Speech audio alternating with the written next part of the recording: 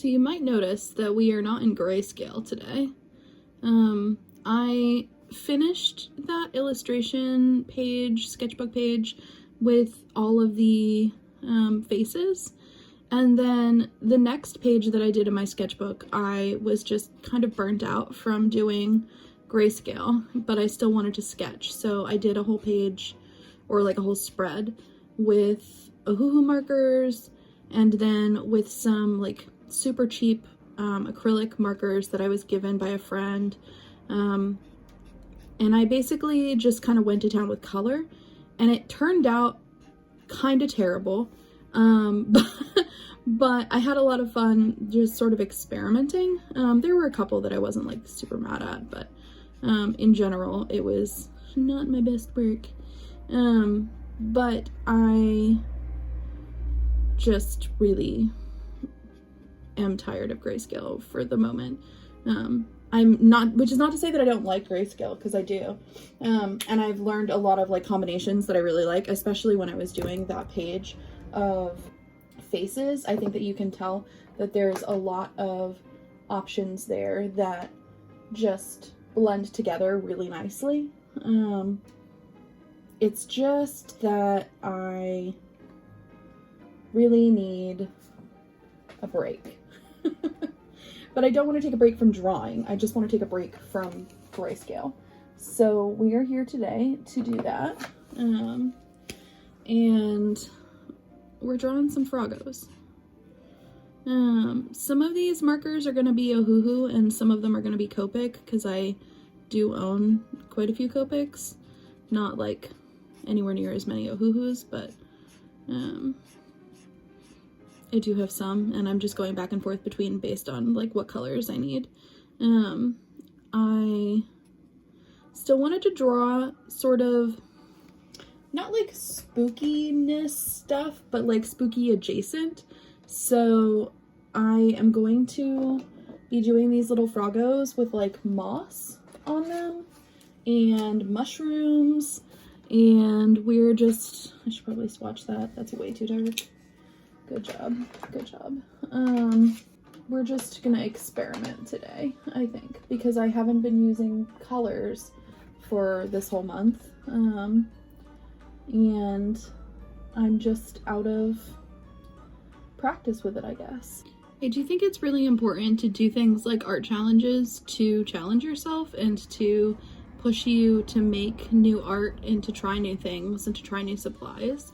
But I also think that it's important when you are coming up against something like a slump or like art block to be able to recognize that and say like, what's the thing that's going to help me right now to not have that problem, and then to kind of go forward and do that.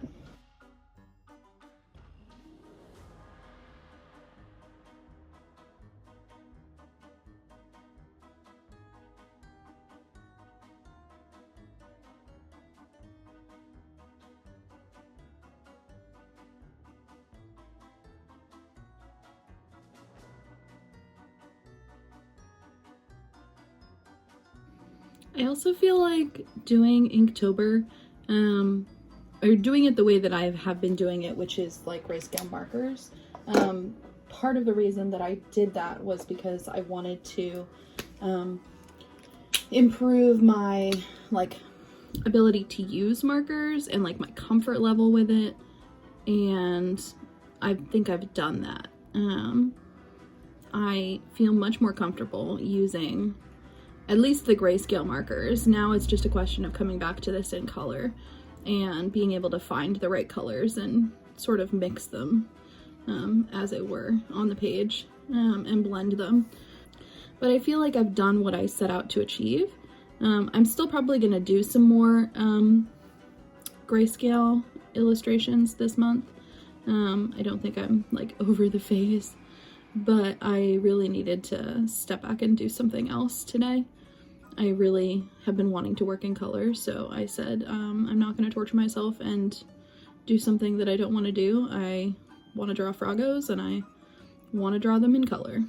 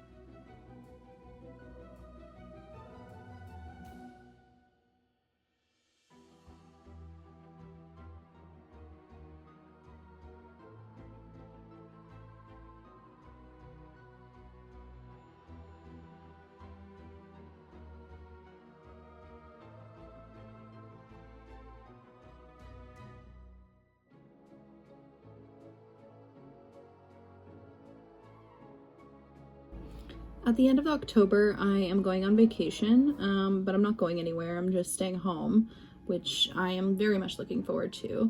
And originally I was planning on, in November, I was going to get some acrylic markers, some Artex ones or Ohuhu. I decided on Artex, but I was going to get some of those markers and kind of do my own challenge for November where I just used those markers. But since I'm going on vacation at the end of October, I ordered the markers already. And they should be here just about in time for my vacation. The last week of October, I'm going to be making it my goal to teach myself how to use acrylic markers. And I don't know if they'll be here in time, but I also bought some new gouache. And I've used acrylic gouache, but I haven't used like regular gouache before. I hope they're not that different, but they may very well be, and I just don't know any better. So this is a very oblong looking eye. I'm gonna have to make those bigger. Let's just do highlights with a pen.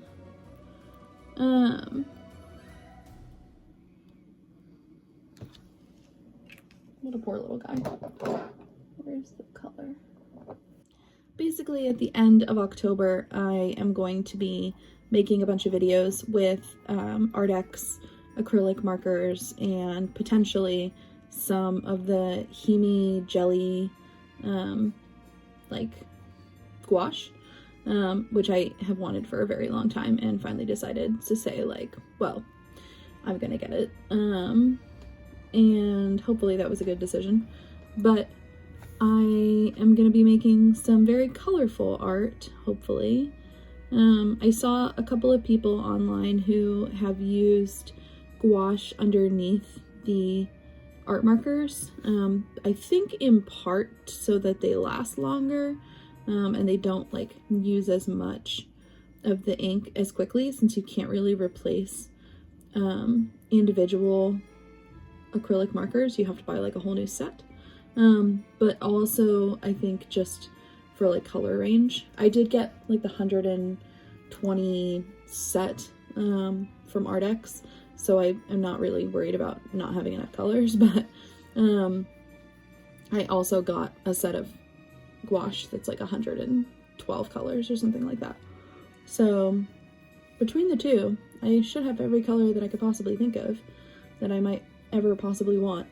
But yeah, we're going full other extreme and stepping back from grayscale in like a week. So this is a little preview, I guess. What I really want to do, or what I really want to learn how to do, is to mix colors in a way that is very unique. What I mean by that is, so yes, frogs don't have blush marks on them. I give everything that can possibly have a blush mark a blush mark. But I want to learn how to draw both people, but also like especially animals, in color ranges that do not make sense. So like drawing purple cows, or like, I don't know, I feel like there's every color bird under the sun, so that's not really a good like description, but like I just want to add different colors and learn how to mix different colors to make a different effect with both like paint and markers. And I am comfortable adding like purple to pieces because I digitally, like when I do digital, I always use purple for my shadows. So like that makes sense to me. But I am not really good about picking other colors based on like value or saturation. Like I'm really bad with color theory in that way. And I want to get better. I want to make more interesting art that is like visually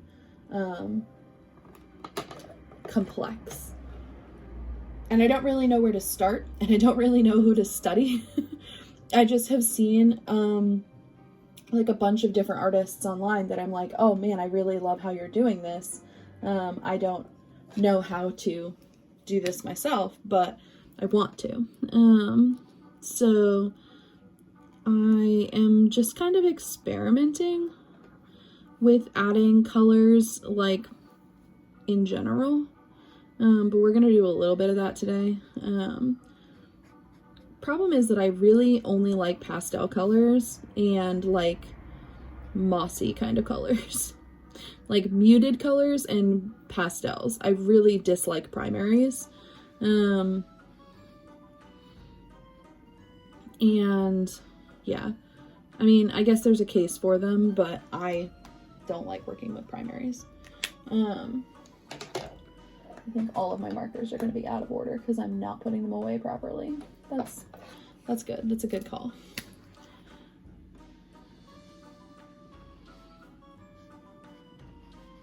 I also have a swatch card next to me so that I can piece of paper so that I can swatch and like see how things go. And I'm not using it because I'm just layering things and I'm just going based on the color of the cap, and I feel like that's a dangerous way to live, but here we are. Fun fact, the very first commission that I did was for a frog tattoo for someone. I love frogs. Frogs are great. It never ceases to give me anxiety that colors show up so differently on the page when you first put them down versus when they dry with this paper. It gives me such anxiety to just like trust the process. Nope, don't know how to trust, only know how to panic.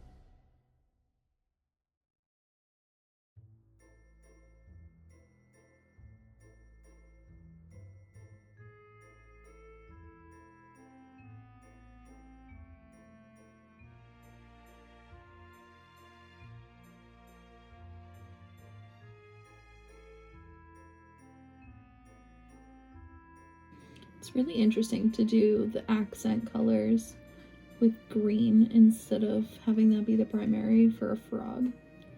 I know there are all kinds of different colored frogs, but for like reference, I was only using like tree frogs as reference, or whatever Pinterest gave me, but I think it was mostly tree frogs. There were a couple of other little ones, but mostly they were just variations on how fat they were, not variations on what type of frog it was. Which is something. Not to fat shame the frogs, because we love the frogs, and they're even cuter the beefier they are.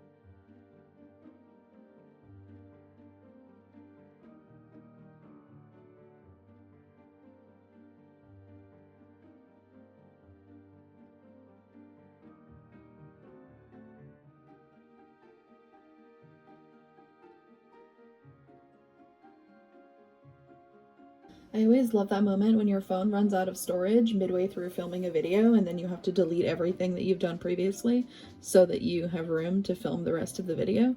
It's literally my favorite thing in the world. Absolutely the best. Just Rex. This guy looks like he's having like a lovely bath, like a little moss bath, and it's wonderful and I love him. Honestly, I love all of them. All of them are my sons.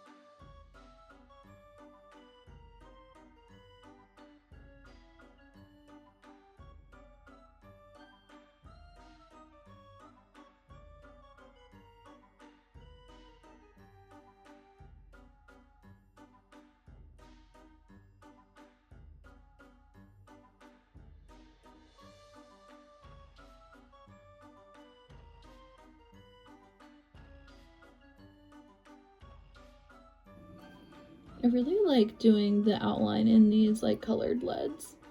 I just started doing it because I saw someone else do it online and I was like, that's brilliant. I love adding the extra pops of color this way.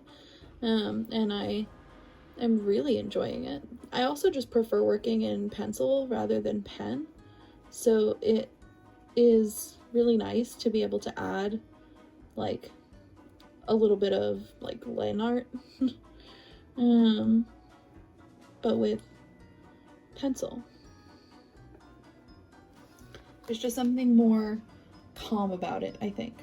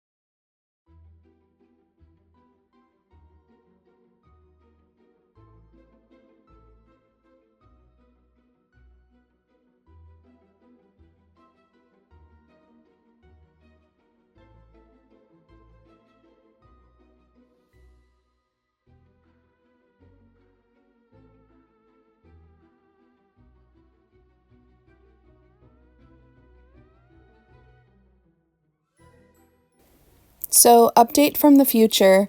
The Artex markers aren't going to be here until November because Amazon is dumb. And the Hemi gouache should be here on Tuesday, which I'm either starting my vacation on Sunday or Tuesday. Is it Thursday right now? And I still don't know. I still don't know. But in theory, I'll have the gouache, at least for the start of my vacation and then through that. So I should be able to hopefully get out quite a few illustrations. It's my goal. I'm planning to just spend the entire vacation just locked in my office painting.